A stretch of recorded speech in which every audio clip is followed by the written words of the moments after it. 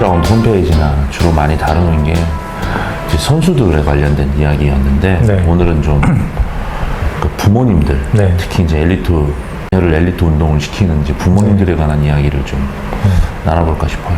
네. 선수들도 이제 운동을 하면서 많은 부침을 겪는데 엘리트 운동 선수의 길이라는 게 참 만만치가 않아서 그거를 이제 지켜보는 부모님들도 크고 작은 이제 생채기를 겪죠. 그죠. 네, 네.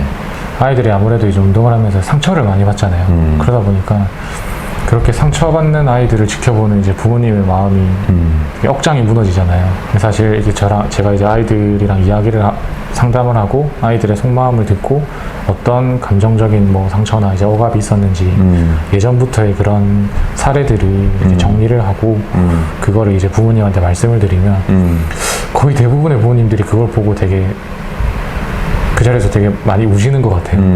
아, 내가 이렇게 아이들의 속마음을 몰랐나? 아, 이렇게 우시는 분들도 많고 아이가 이렇게 힘든데 자기한테는 이제 말을 안 하는 아이들이 남자애들이 또 크다 보니까 이제 그거를 말을 안 하는 경우가 많잖아요. 그러다 보니까 아이가 이렇게 힘들었나? 네, 그런 걸 보면서 좀 또 거기서도 한 번 더 상처받으시고 그렇죠. 그래서 사실 부모도 네. 운동을 시키다 보면 자녀랑 같이 시간을 보내는 시간이 많지가 않아요. 네. 맨날 아침에 일찍 나가 학교 수업 마치고 뭐 수업 받고 뭐 보통 야간 훈련도 하니까 네. 뭐 주말에도 뭐 웬만하면 또 훈련이 있고 하니까 막 하루 정도 그냥 온전히 좀 쉬는데 그때도 뭐 애들은 또 뭐 혈기왕성해서 네. 하루 있는데 또 놀아야지. 그죠. 하니까 친구들이랑 놀러 다니고 하니까 네. 부모님들이랑 대화할 시간이 생각보다 많지 않아서 저는 어쩌면은 아이에 대해서 가장 잘 모를 수 있는 가장이라는 표현은 좀 그런데 잘 알기 어려운 위치가 부모가 아닌가라는 생각도 들어요. 이제 내가 알고 있는 집에 왔을 때 아이가 보여주는 몇 가지 행동들이나 말이나 이런 걸로 네. 그 친구의 그 자식이지만 그 아이의 어떤 우주 전체를 좀 이해하기 좀 어렵지. 그죠. 네. 예. 뭐 이런 멘탈적인 측면에서 어떤 그 부모의 어떤 어려움에 대해서는 제가 볼 때는 방금 말씀하신 것처럼 아이에 대해서 생각보다 잘 알지 못한다라는 측면 하나랑 그리고 또 하나가 부모 자신이 있는 상처들. 맞아요. 예, 부모 자신이 있는 뭐 여러 가지가 이유가 있죠. 네. 일단 애가 못해서 못해서 네 하고 또 감독 코치님들에 대한 어떤 감정들 네. 그리고 동료 부모님들에 대한 어떤 감정 맞아요. 이런 것들이 굉장히 다차원적이에요. 네. 예. 그래서 저 같은 경우도 다 있는데 지금 해당하는 것들이 다 있는데 일단 아이에 대해서 몰라가지고 오해했던 것들 그로 인해서 말도 함부로 하고 전 때리지는 않았지만 뭐 폭언하고 뭐 이런 것들도 분명히 있었고 또 감독 코치님들이 좀 원망스러워가지고 뭐 다른 좀 안 좋은 방식으로 분풀이를 그것도 또 이상하게 꼭 애한테 하게 된다. 그쵸. 그거를 그런 경우 많아요. 예. 사실은 애 때문에 하나거나 짜증난 게 아닌데 그죠. 예. 그걸 자꾸 애한테 하게 되더라고요. 예. 돌이켜보면 후회하고 예. 저만 그런 게 아니구나. 네, 되게 감독 코치님들, 그러니까 지도자분들한테 받는 스트레스를 풀지를 못하니까 사실 뭐 다른 외적인 스트레스야 뭐 관계를 중단하거나 이러면 되는데 이제 감독 코치님들은 그 다음 날도 봐야 되고 몇 년간 계속 봐야 되고 네. 그런 거를 되게 두려워하시는 것 같아요. 네. 좀 진학 후에도 혹시나 그렇죠. 진학 과정에서 아이가 어떤 불이익을 받지 않을까에 대한 두려움 맞아요. 때문에 제가 봤을 때는 굉장히 불합리한 일도 굉장히 많거든요. 근데 이거를 어떻게 보면은 이거를 좀 짚고 넘어가야 되지 않나.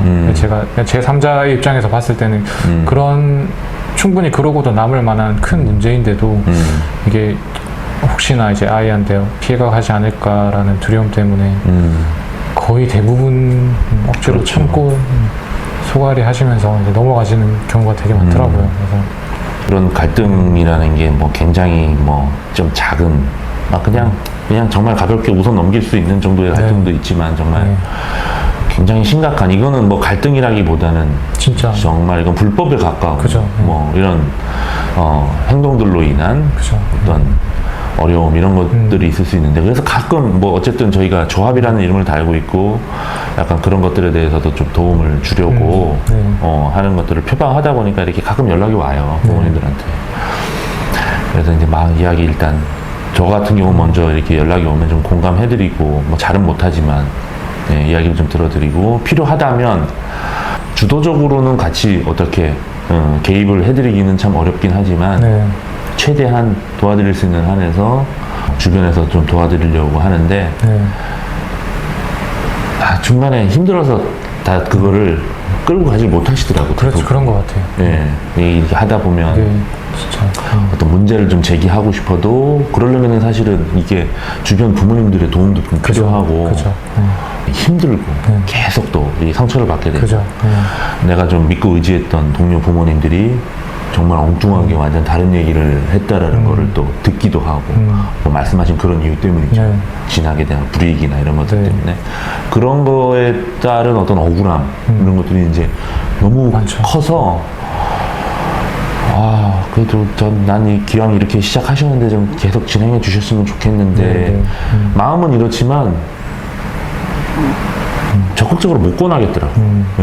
아마 요 유사한 이런 사례들이 굉장히 많을 거예요. 그렇죠. 뭐 비교적 최근에도 뭐 야구뿐만 아니라 여러 다른 종목에서도 약간 아직도 폭력이 있거든요. 폭력이 있어요. 요즘 세상에 누가 때리냐 하는데 상담을 하다 보면 이게 알게 모르게 폭력을 당하고 그거조차도 이제 저한테 말하기도 이제 꺼려하는 경우가 있더라고요. 그래서 그거를 아이들이랑 이야기를 하다 보면 그게 다 드러나거든요. 근데 아직도 이런 곳이 있구나. 아직도 이렇게 아이들을 이거는 진짜 코칭이 아니고 거의 뭐 진짜 거의 반 아동 학대 수준으로 이렇게 그렇게 아이들을 대하는 지도자들한테 아이들은 거기서 상처를 받으면 이렇게 뭐 저가 아니더라도 다른 부분에서 이제 좀 상담을 받고 하면 상처가 좀 아물 수도 있고 한데 그걸 지켜보는 부모님의 마음은 참 그게 참 치유가 참 어렵더라고요. 치유가 안 되는 경우도 많고 또 그거를 또 안고 살아가시다가 여러 또 몇 년간 이제 부모님들이랑 이야기하고 하다 보니까 점점 더 이제 그 부모님을 볼수록 좀 많이 좀 세지는 모습도 많이 보고 그런 스트레스 질환들을 가지고 계시는 분들도 많고 맞아요. 진짜 혈압 때문에 혈압이 너무 높아져서 그냥 뭐 딱 저한테 전화를 오시면 특별한 해결책이 아니고 그냥 이 부모님이 너무 힘들어서 전화 오시는 경우가 많거든요. 그래서 맞아요. 참 그런 거 보면은 뭐 이런 뭐 폭력과 관련된 일이라든가 어떤 누가 봐도 불공정하고 불공평한 어떤 대접에 대한 어떤 감정, 올라오는 감정들도 있지만 또 스포츠라는 게 결국 경쟁이고 이기고 지는 게 분명하고 그리고 야구 팀 스포츠다 보니까 출전 기회도 사실은 공정에 대한 기준이 사실 선수마다 부모님마다 다를 수밖에 없고 해가지고 이제 프로야구 선수들이나 뭐 이런 좀 이렇게 좀 소위 말해 좀 잘하는 선수들 위주로 이렇게 생각을 해보면 그건 지극히 당연한 거다라고 이렇게 뭐 어떤 분들은 그냥 뭐 쉽게 얘기하는데 만약에 초등학교 때부터 중고등학교를 정말 오늘은 경기에 나갈 수 있을까? 오늘은 못 나가나? 그래서 항상 라인업이 뜰 때마다 조마조마하고 그런 어떤 부모님들 그런 경험을 4, 5년? 6, 7년? 이렇게 하는 부모님들의 마음이 사실 되게 가늠이 안 돼요. 저도 뭐 사실 고맙게도 아들이 뭐 저는 그런 고민을 좀 안 하게끔 해줄 정도의 야구 실력은 돼서 사실 경기장을 갔을 때 우리 애가 나오나 이런 궁금함을 별로 느껴본 적은 사실 별로 없는데 그래도 없진 않았거든요. 뭐 이렇게 뭐 지역 대표팀을 나간다거나 뭐 리틀 대표팀을 나간다거나 하면은 이제 하위 타선에 들어간다든지 아니면 경기 못 나온다든지 경험을 이렇게 해보니까 그 마음이 이 마음이구나 하는 거는 좀 알겠더라고. 근데 이거를 한두 번도 아니고 매번 누적돼서 그런 소위 말해 스트레스를 받으시는 분의 삶, 네. 생활이 과연 어떨까. 굉장한 스트레스, 압박감. 맞아요. 네. 일 것 같다는 생각이 들더라고요. 맞아요. 네, 그래서 출전 기회를 못 잡을 때 그 부모님의 속마음이 정말 진짜 되게 저도 되게 마음이 아파요. 그때 그러니까 아이가 출전 기회는 있는데 뭐 두려움이나 이런 것 때문에 이제 가서 계속 실수를 한다든지 이러면은 충분히 이제 상담을 하면서 그런 거는 고쳐낼 수 있는데 애가 좋아지고 괜찮아지고 충분히 고쳤는데도 뭐 어떤 이유에서든지 아이가 못하는 경우도 있고 아니면 그 외적인 이유도 사실 있는 것 같더라고요. 상담을 하다 보면. 그런 것 때문에 출전을 아예 못 해버리니까 부모님들이 그때는 이제 어떻게 해야 되는지 이렇게 그냥 당황해 하시는 거죠. 네. 비슷한 경우인데 이제 뭐 아이가 좀 못했다든지 뭐 좀 실수를 했다든지 이럴 때도 마찬가지. 저도 뭐 한 경우라고 할 수도 있고 조금 맥락이 다른 경험이라고 할 수 있는데 저희 애가 고3 때 되게 못했거든요. 가장 중요할 때. 그 봄 황금사자기부터 주말리그, 전후반기 그리고 청룡기까지 소위 말해 중요하다고 생각되는 대회는 다 못했어. 그러니까 그게 어떻게 보면 저한테도 그게 남아 있는 거죠. 그러니까 저는 그때 이후로 가장 최근에 이제 목동 야구장에 그냥 어떤 취재차 간 이후 간 적이 있는데 그때 이후로 그러니까 한 2년 정도를 경기장을 안 갔어요. 전. 야구도 아파 보기도 싫더라고. 애들 경기도 웬만하면 안 보고 싶더라고. 어떤 그런 저한테 기억에 남는 그런 순간들이 있는데 와이프가 교사라 사실은 평일날 하는 시합에는 웬만해서 갈 수가 없었는데 얘가 하도 못하니까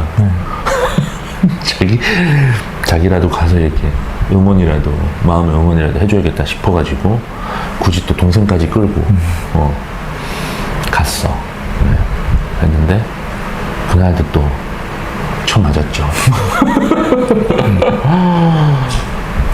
근데 이제 저는 이제 와이프랑 옆에서 본 건 아니고 와이프가 저 앞에서 계속 연속 안타 맞으면서 점수 주고 아이는 외롭게 서 있고 와이프가 그냥 이렇게 그냥 뭐 특별히 뭐 한 것도 아니고 이렇게 그냥 정말 미동도 하지 않고 그 아들이 얻어맞는 모습을 이렇게 지그시 보는 모습을 한동안 보면서 와이프가 너무 힘들겠다.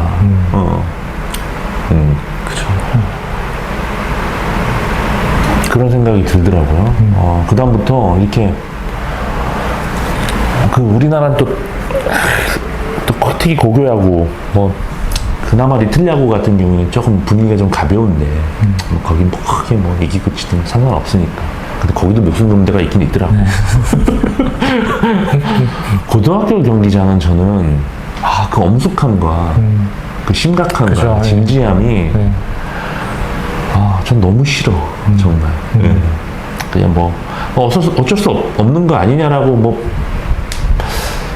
받아들이는 분한테는 뭐 제가 좀 이상할 수 있는데 전 꼭 이렇게까지 해야 되는 건가 운동을.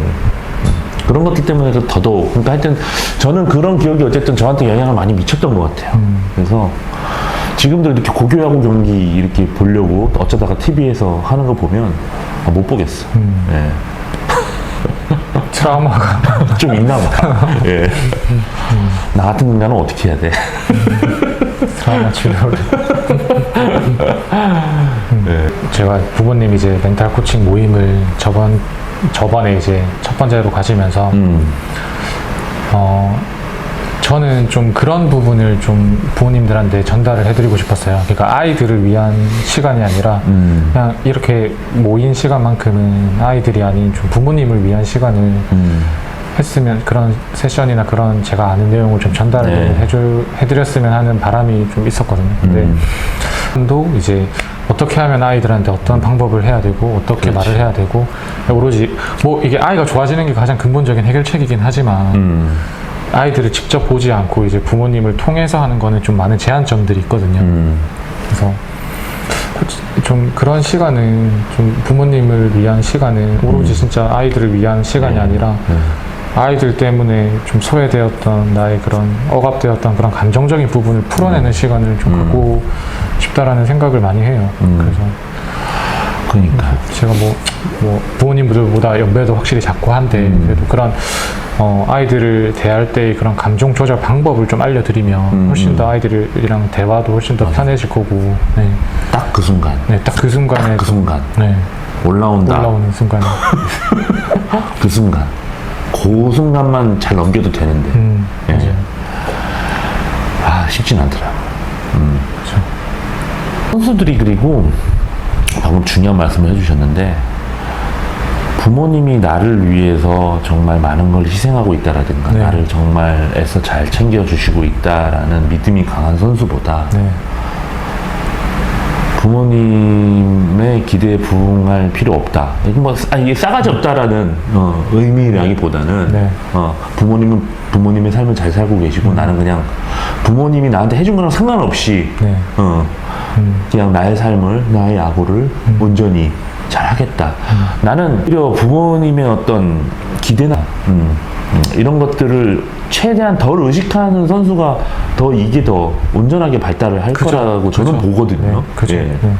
이런 얘기 하면은 동의 못하는 분들이 상당히 많으실 것 같아서 제가 하고 싶은 얘기 좀 해줘요. 아, 네. 일단은 선수들이 뭐 이제 심리적인 문제를 가지고 있는 선수들 대부분이 겉으로 보기에 되게 착해요. 되게 착하고 남한테 피해 못 끼치고 근데 이게 약간 남한테 피해를 못 끼치니까 실수에 대한 두려움도 더 커지고 근데 그게 부모님한테도 그런 마음이 똑같이 적용이 되거든요.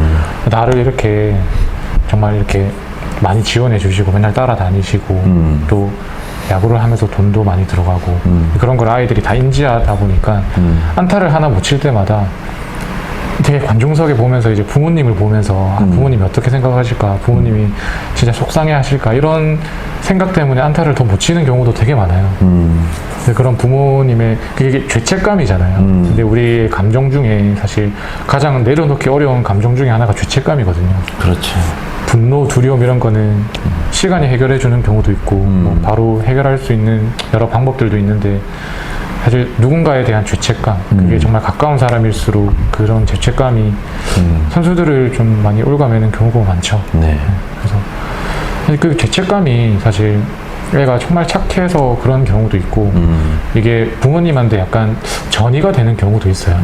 내가 너를 위해서 이렇게 시간을 많이 활용하고 할애하고 투자하고 이렇게 알게 모르게 이제 아이한테 그런 짐을 좀 이게 부담을 많이 주다 보니까 선수들이 이제 그런 게 조금씩 쌓이면서 잘해야 된다, 성공해야 된다, 뭐 우리 집안을 일으켜야 된다 이런 큰 부담감을 가지고 있는 경우가 많더라고요. 그러니까 그런 죄책감은 약간 책임감하고는 좀 다른 거죠. 그죠. 예. 그 두 개가 정말 저는 제 상담 방식은 그래요. 그 죄책감을 책임감으로 바꾸는 거예요. 죄책감이라는 게 그냥 이제 죄책감이 들 때는 약간 자존감도 같이 낮아지거든요. 실수를 했을 때 그 실수 때문에 나를 어떻게 생각할까 그리고 이게 남한테 피해를 줌으로써 좀 나의 가치가 없어지는 거 아닌가 사랑을 받지 못할 게 아닌가 저 사람이 좀 나의 피해 때문에 좀 안 좋은 모습을 보면 난 어떻게 살아갈까 그게 정말 죄책감이고 책임감은 내가 저 사람한테 실수를 했으니까 그 실수는 딱 잊고